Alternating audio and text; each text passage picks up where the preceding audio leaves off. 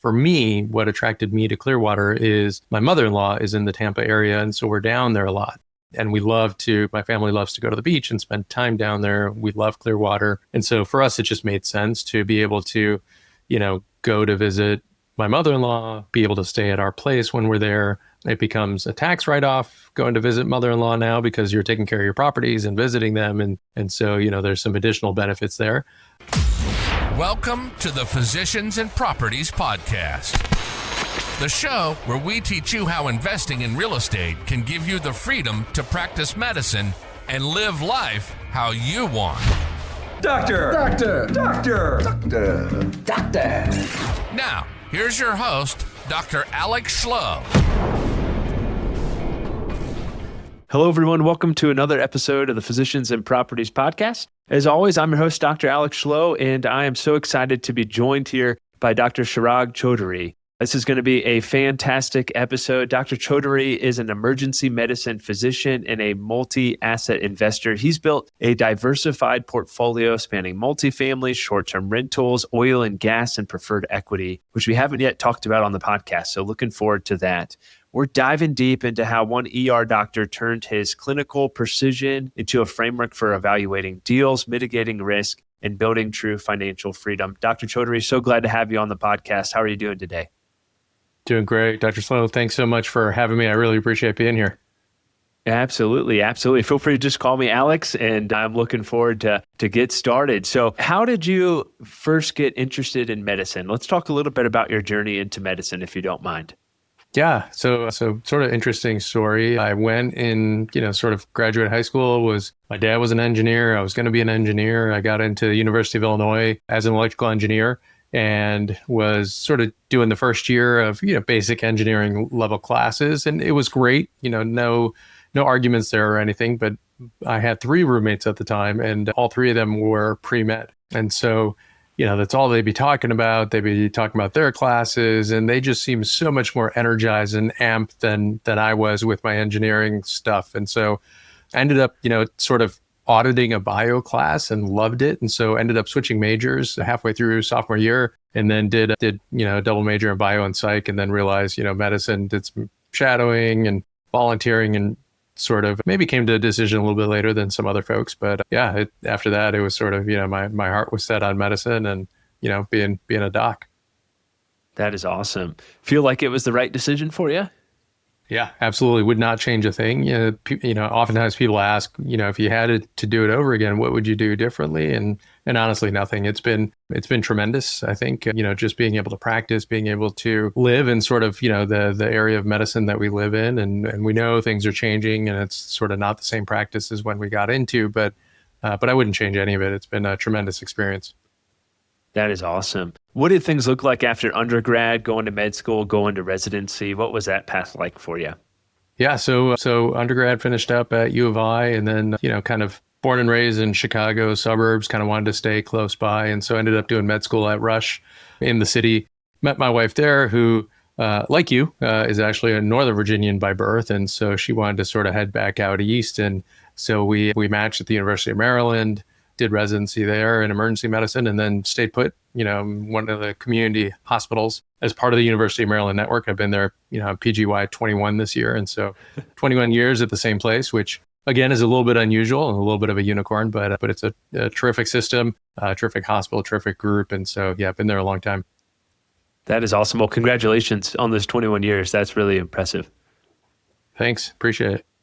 Yeah, absolutely. Was there a moment for you when you realized, hey, maybe I need to pursue some other asset classes or investment opportunities to create financial freedom? Or how did you kind of get bit by the real estate and investing bug? Yeah, I think so.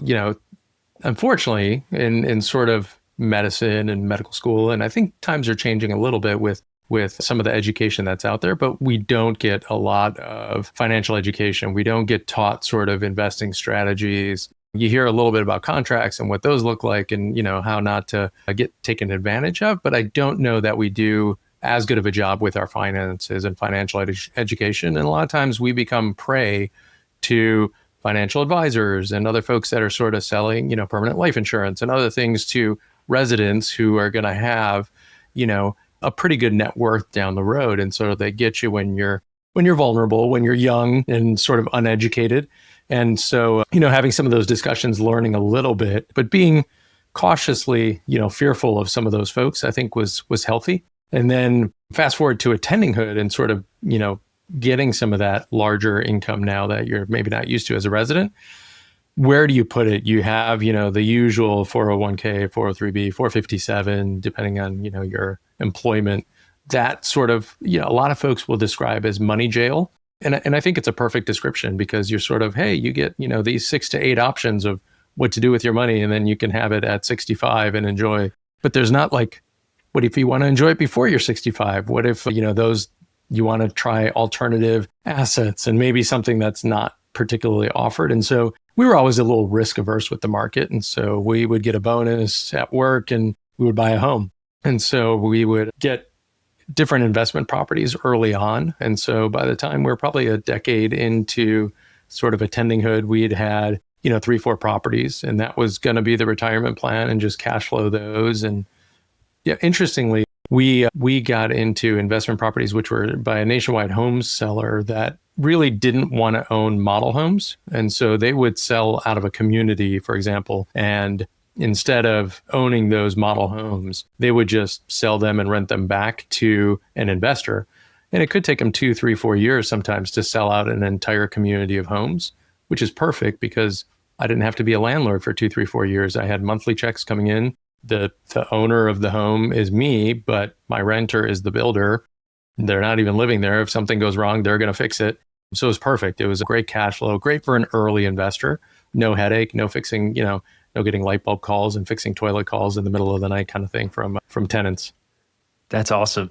Yeah, that's really unique. I've never heard of that opportunity, but it makes a whole lot of sense. And yeah, it gets rid of the toilets, the termites, the tenant issues that exist there. So that's great. Do you mind kind of walking us through the evolution of your portfolio from that first investment property to your current holdings? And then from there, we'll kind of digress into talk about some different strategies and what that looks like for you. Yeah, absolutely. So we had sort of a series of homes. And initially, we're in Maryland. We had, small amounts saved up, but nothing to sort of, typically you're putting 20% down on properties and things like that. And so we looked just over the border in Pennsylvania where the properties were significantly less. And so our first investment was, in Pennsylvania.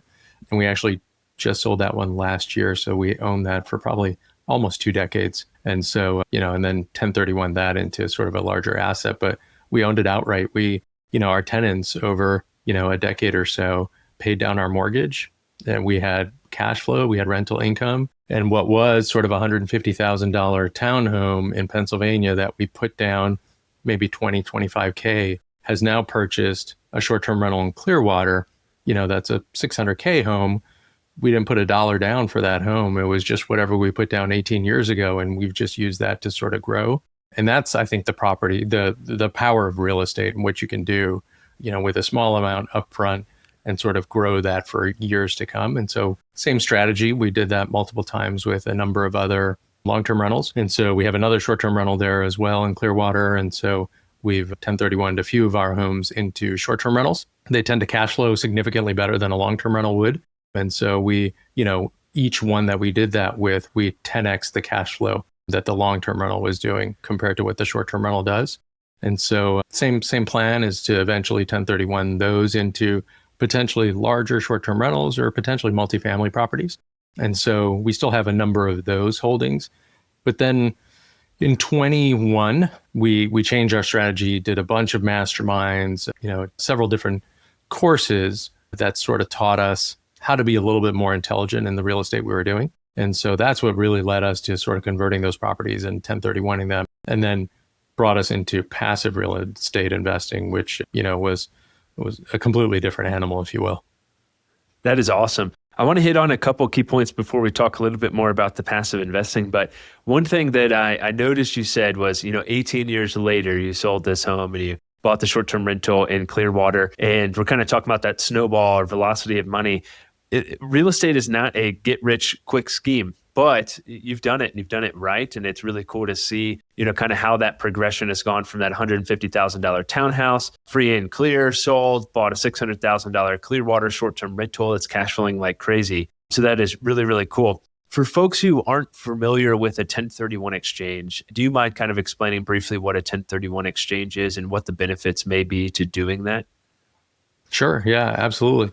And I would say in hindsight, we would compress that 18 years now into something much, much smaller, just given the education and the learning, which we didn't have back then, which is why I think your program is so terrific, because I think it offers that education to folks that are looking potentially to do something similar. Looking back, we would have taken that equity and 1031 much sooner, probably as soon as the community was fully built out and sold. We could have then sold the model home, which was sort of the cream of the crop property in the community, and 1031 much earlier, and we'd already had significant equity built up. But we still did it, and it was still a great play. And so a 1031 is a like exchange of property.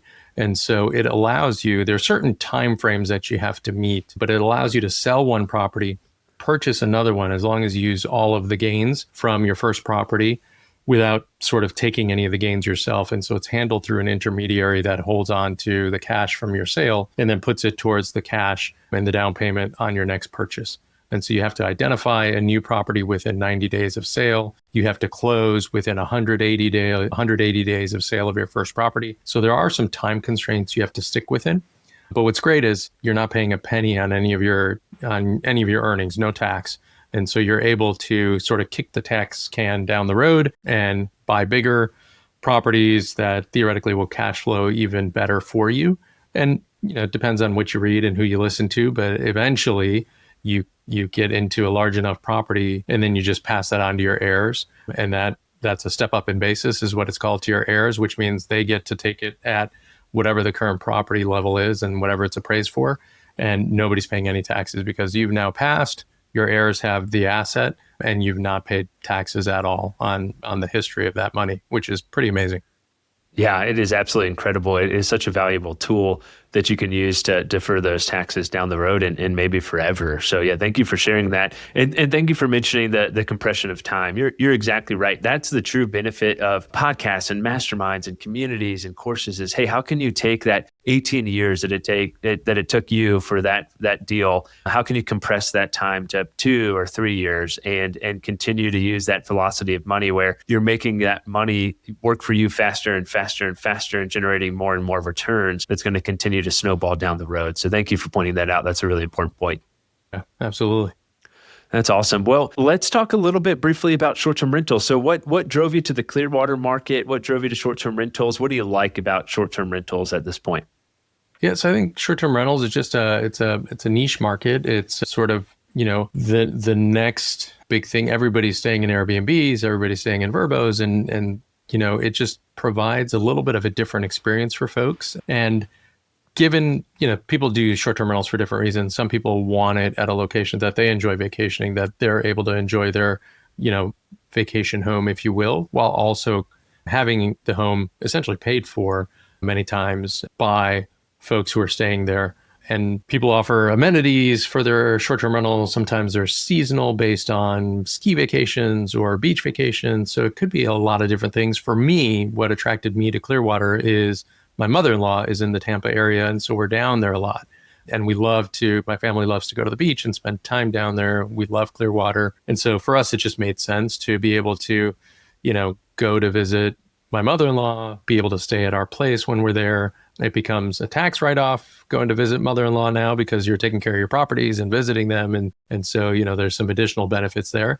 But what was nice, once we started the first one, we sort of had our team there. We have a property manager that, handles our bookings for us and everything. We have general contractors. We have folks that we know. We have a pool person for each of them. And so it just became easier to do a second one there because we sort of had that infrastructure in place and made it easier to set up a second one.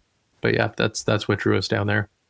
That is awesome. Yeah, what a cool way to make visiting mother-in-law a tax write-off. So that is awesome. Short-term rental is certainly more active in terms of investing and managing and run that. Of course, you have a manager who helps streamline that. But you mentioned that you, in 2021, started doing some more masterminds, some more courses, and you started to pivot more towards more passive investing or more of a limited partner situation. What has that looked like for you as you've made that transition? Yeah, so I think that's been a really good transition. Just one other thing on the short-term rental, which not only does it allow for higher cash flow annually than you would get through a typical long-term rental, but one of the masterminds I went through really concentrated on the short-term rental tax loophole. And as long as you meet, again, certain criteria around material participation, and the amount of time that you put into the property, you have to get what's called a cost segregation study done, which is an engineering study of all the improvements that you made through the home. And you're able to bonus depreciate those and take a lot of those, which would normally be written off sort of 20, 30 years, depending on the particular asset. You could bonus depreciate that all within 1 year. And that actually comes off your active income. So your W-2 or 1099 income. So the first year I did it, I had a $200K loss almost off of my active income. And to imagine like not paying taxes on $200K of clinical income, it's dramatic. And that is a very large check back from the IRS, fully legal. It's all in the tax code, but it's a great business play to be able to do and offset, some of the hard work that we're all doing. So sorry, I know that was a little bit of a tangent, but I think important for folks to hear. No, that's a perfect tangent. And I would encourage folks to go back and listen to what Dr. Chaudhari has been talking about, because we've hit multiple really cool tax strategies. And I think sometimes the benefits of real estate, we kind of overlook how massive of a benefit from a tax perspective it really is. But when you're talking about a $200,000 loss that's written up against clinical income, I mean, we're talking $40,000, $50,000 in tax savings from that perspective, perhaps more. But it is a really, really awesome opportunity from that perspective. And I can tell that you've been very diligent and analytical as you've thought through, hey, how can I figure out these tax strategies that are going to benefit me, not only from an investing perspective, but also against that clinical income. So that's probably a little bit of that engineer brain that is working that out. But that's a really, really important point for folks to think about, especially making a little bit higher income as physicians. So we're grateful for that, but we pay a lot of taxes. And so it's great to be able to offset that and do it legally. So that's awesome. Well, yeah, let's pivot now towards more of that transition to a limited partnership arrangement or more passive strategy. What's that look like for you? Yeah, so I think with the active things, at some point, a lot of active takes a lot of time, and depending on how clinical folks want to be and how much they want to be active in their real estate, a passive component to a portfolio is great because it's sort of, it's a lot of your money working for you as opposed to you sort of working for your money. And as long as you do it thoughtfully with a good strategy and you do the appropriate due diligence, getting into these limited partner deals are great because you're still investing in real estate or not, but you could do multifamily, you could do land syndications, there's storage, there's, you name it, there's so many different asset classes one could get into. And you're basically a partial owner of that asset. And so you're pooling a lot of funds, and you can be a part owner of a very large apartment building. There's oil and gas, which, I'm a limited partner in over 22 syndication deals currently. So it's a lot, but it's also very risk stratified and sort of diversified in the sense that there's so many multiple asset classes that they're not sort of correlated to market. And depending on what the market does, these things are going to do very differently. And so even if a number of them don't perform as well as one would expect, if you're in 22 of them overall, you're, very conservatively, you'll double sort of my investment at that 4 to 5 year mark. And then if you keep doing that and keep doubling every 4 to 5 years, not a lot of years that you have to do that before you're sort of, free from other things, at least from a cash flow point.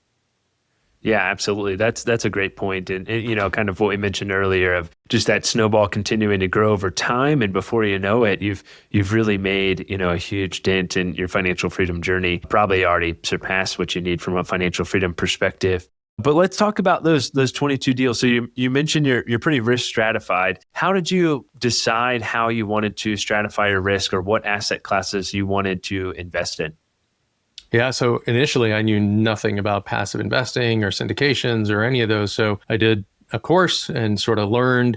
And the important thing is there's a lot of folks that'll take courses and then do nothing or not finish the course. And so I sort of made a very purposeful decision that I'm going to do a course. I'm going to learn the material, but then I'm taking massive action. I'm going to jump in and I'm going to, and so I took the course, and within 3 months of finishing the course, I was in 6 different syndications.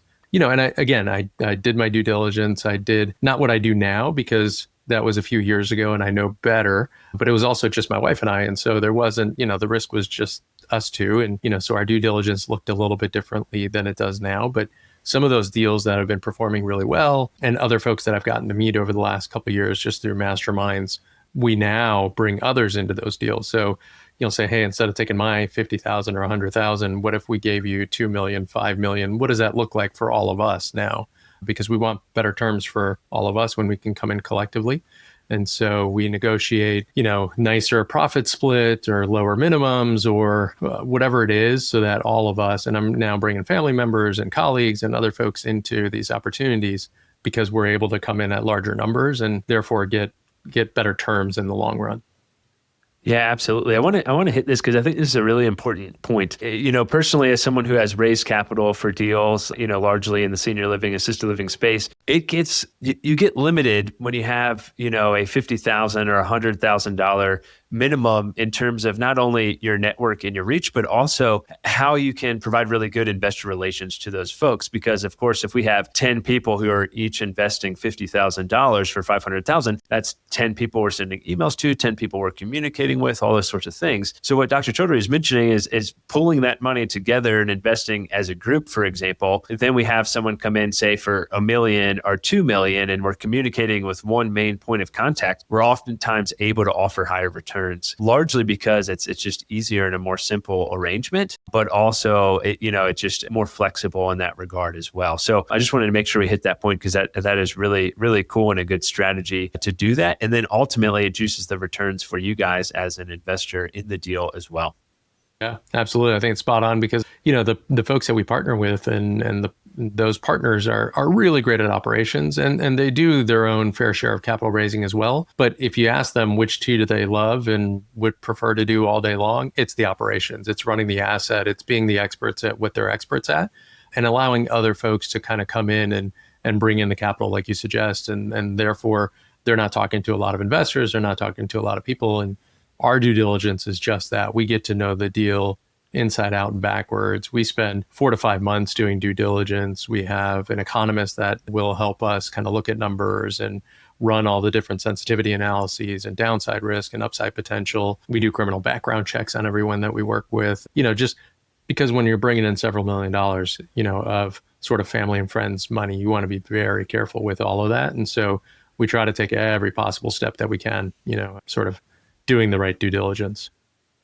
Yeah, absolutely. Super important to be a good steward of people's hard-earned money, and a lot of pressure that goes into that. But setting yourself up for success with the due diligence that you guys are doing is really important. Yeah, well, I think now might be kind of a good time to talk a little bit more about the community and co-investing and kind of what that looks like. I do want to make sure we talk a little bit more about your involvement in that 787 unit hotel to multifamily conversion and some oil and gas as well. But let's talk a little bit more about kind of that co-investing or community aligned capital and what that looks like. How do you guys typically structure your deal? Say a physician wants to invest with you and invest in a deal that you guys are doing due diligence on. What does that typically look like? What's that structure look like for folks?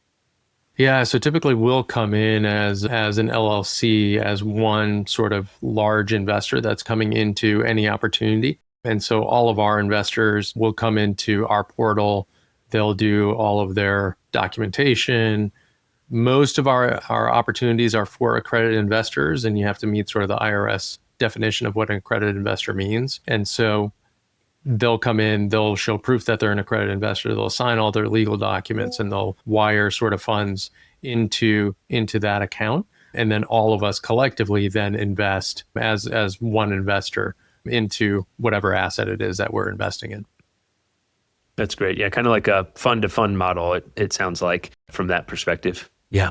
Awesome. Yep. Awesome. Yeah. So everyone invests in, and then one big check gets written to the operator for the deal. That is awesome. And I'm sure it's certainly deal specific in terms of what returns, look like and what you guys are investing in. But is there an overall goal for you guys? Is it cash flow? Is it appreciation? Is it tax benefits? Is it a mix of all the above? What's that look like for you guys typically in terms of your buy box? Yeah, so I think that's kind of the really neat thing about us is our investors tell us what they're looking for, and then we go and find it. And we find those sponsors, we find those operators. And many times we've known sort of folks that we've, thought about, doing a sort of a relationship with, but haven't sort of haven't had the interest or the need necessarily. So there's a lot of our investors that do have passive income from real estate, and they're looking for opportunities where they can get some negative K1 losses, from depreciation to offset some of their active or their passive income where they're not paying taxes on any of their rental income, for example. So we've done that. There's other folks that want monthly cash flow. So we found opportunities that will do that. There's other folks that say, look, I'm good. I don't need any cash flow whatsoever. I want you to take this amount of money and grow it as quickly and as massively as you can. And so there's an asset class. So for example, that's land. We do a number of land deals where we essentially buy the land, it gets rezoned and then sold to a developer. So there's no development, there's no ground up with those deals, but there's no cash flow, there's no depreciation. It's just dirt that we're buying, but it offers 3 to 5x returns within, 3 to 5 years. And so that 100K becomes 3 to 500K in 3 to 5 years. It's a pretty great return, but more so for folks who don't need that cash flow in between. And then others, have asked for active tax benefits. And so they don't want to do the short-term rental tax loophole because that's a lot of work and they don't have the time and they're not interested in actively running an asset. And so they said, how else can I drop, my active income? And so energy deals will do that. So oil and gas, it has to be a very specific type of oil and gas where you're getting IDC credit, which is intangible drilling costs. And so as long as you do that, what we're going in with sort of very large operators. So your Exxons, your ConocoPhillips, just very large companies and buying less than 10% share of any well. So that allows us to get 50 to 100 wells to, again, diversify sort of that risk. We're multiple states, but it allows us to then offset 80 to 90% of an investor's initial investment off their active income. So again, a 100K investment, that would be 80 to 90K off of a W-2 or 1099 this year, which is great. It's just another way to sort of, and you're getting an immediate return next year when you file your taxes. So it's a quick return on your investment within that first year as well. Yeah, that's really cool. I don't know much about oil and gas, energy investing. What are some of the highlights? You already mentioned a lot of the tax benefits with the IDC credit, but what does that typically look like? What's an energy deal typically look like? Yeah, so I would say it depends on the way the deals are structured. I'm in another one of them as an LP, and I'm getting monthly checks from that one currently, and that one is luckily performing to pro forma. Ours is structured a little bit differently in that there's a very large sort of tax advantage up front. So, let's say 30% of your initial return will come back via check from the IRS in the tax return. And then conservatively, we're planning for a 20% cash flow. It likely will be higher, but we're saying 20%. But that's a 50% return on your initial capital outlay within 1 year. We've never done a deal that will return 50% of capital within a year. And drilling, and I know, there's a lot of sort of ethics and sensitivities around oil and gas. Our stance is it's here. Yes, we're looking at alternatives and we can't wait for that. I drive a vehicle that doesn't operate on gas, and so, in medicine, where saline bags are made out of petroleum and artificial heart valves, and there's so many petroleum-based products, so it's not going away anytime soon. So, biases aside, the asset offers significant cash flow upfront and early. And it's funny, I talk about, sort of wells and oil production as like draining an abscess, right? You sort of go in, you drain that abscess, you get this, big sort of return of product, and then it sort of dribbles out. And so that production trails off within, 3, 4, 5 years or so. So it's a deal that goes 5 to 7 years, but you're going to get the vast majority of your return very early on. And so sort of the IRR, if you will, the internal rate of return is significantly high because of that quick return of capital. And then you can reinvest it into another deal, a different asset class or something else. Meanwhile, you're still getting monthly cash flow for the next 5 to 7 years, in your initial investment. That's awesome. Yeah. Well, we all know how gratifying it is to drain a really good abscess. So I'm sure it's more gratifying to get cash deposited into your account after you invest in an oil and gas deal. But that's really cool. Definitely something I want to learn more about. I did not know about the active tax benefits with those IDC credits. So that's really interesting for folks to look into and see, well, hey, maybe an oil and gas deal that gets these credits might be something that's quite favorable from a tax perspective. And then, of course, as you mentioned, with the IRR being more time bound and having that return upfront really can make those IRRs quite substantial from that perspective. Well, that is awesome. I want to hit too, if you don't mind. I know you are working on a 787 units of hotel to multifamily conversion. Is that correct? How's that been? What's that look like for you? Yeah, so it's been great. That's a property out in Olympia, Washington. And it was a sort of one of these dilapidated hotels that was purchased and turned into studio housing, sort of affordable studio housing. And that conversion's been done. It's getting leased up. And so working with a fund that does a lot of them, and that's their sole sort of niche, is turning hotels into multifamily properties. And so hotel, it's sort of a different asset. They can be bought sort of at a lower price point. And when they're turned into multifamily and converted that way, they sell for significantly higher amounts. And so being able to get them leased up and ripe for sale is sort of that business model. And so that's been great. Generates, expected to generate a 2.5x equity multiple. And so 2.5 times the return of the initial cash investment at the 5-year mark. That's awesome. Yeah, I think it's a really cool opportunity as folks start to get more and more creative about, hey, how are we going to solve the affordable housing crisis? How are we going to solve the senior housing crisis that we're running into as well? And I think that this is a way to potentially do that is, hey, can we take some of these older hotels and can we renovate them to be more effective properties, whether that's for student housing or affordable apartments or senior housing? So it's really cool to see how those properties are being repositioned from that perspective. Yeah, no, absolutely. It's been fun to watch for sure. That's awesome. Well, what is something that you look for when you're vetting an operator, when you're vetting a deal? Are there any few, like key tips or tricks that you may have for someone who's looking at getting started investing in their first LP deal? Yeah, absolutely. I would say, there's a lot of different things to sort of do, and you want to vet the sponsor, you want to vet the deal. Vetting the sponsor is really important because you want to know sort of what do their operations look like? What is their kind of reason for doing what they do? Are they providing a social service? Is it about their investors? Is there a charitable component to what they're doing? And those kind of things will align with different investors. But you want to look at their track record. Do they have a track record? Are they just starting out? And looking at, not that past performance is going to be indicative of future performance, but it sure as heck helps, right? And so to be able to look at that track record critically, see what they've done, see, well, was that what you said you were going to do? Try to find out what their initial pro forma and what their initial prospectus said. They can say, hey, we gave 2x returns to all of our investors, but you look at the prospectus and they said they were going to do 5x. What happened, right? And so while it may be nice just to look at it, you want to dig in and try to get some of those details. The deal is very important. Obviously, you want to look at how do they come up with their assumptions? How conservative are they being? What is the absolute worst case scenario? We all know what that is. It's zero. You lose all your capital. But for their opportunity, what are the risks? What have they looked at? What happens with tariffs? What happens with purchasing costs of supplies and all of these kind of things? What happens if interest rates do what they did back in 20 and 21? And have they thought through this? How many economic cycles have they gone through? And I will say between the two, bet on the jockey, right? Not on the horse, right? And the jockey is that sponsor, that's the operator. If you have a good sponsor operator, they can take a bad horse and make it do better things, right? They can squeeze out what they need out of the deal. So out of the two, if you had limited time, you want to spend it on the sponsor, on the partner, and spend a lot more of your time on that due diligence. The deal is equally important, but of the two, it's who you're working with and who you're getting into business with. That makes all the difference. Absolutely. That was really well said and great advice. What are some mistakes you've seen physicians make when they're chasing returns without fully understanding risk?